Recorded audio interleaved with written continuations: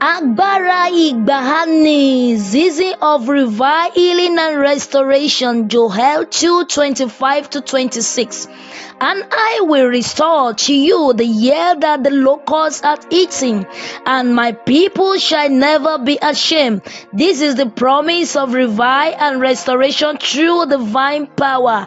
Get ready for a divine encounter. The power that raised the dead in the days of Elijah, the fire that fell on Mount Carmel, the anointing that shook the earlier church is about to fall again. Join us for Agbara Igbaani, the power of the old time. Date 31st October to 6th November.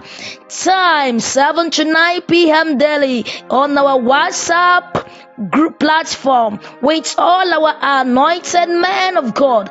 Please don't say no. Come and be part of us.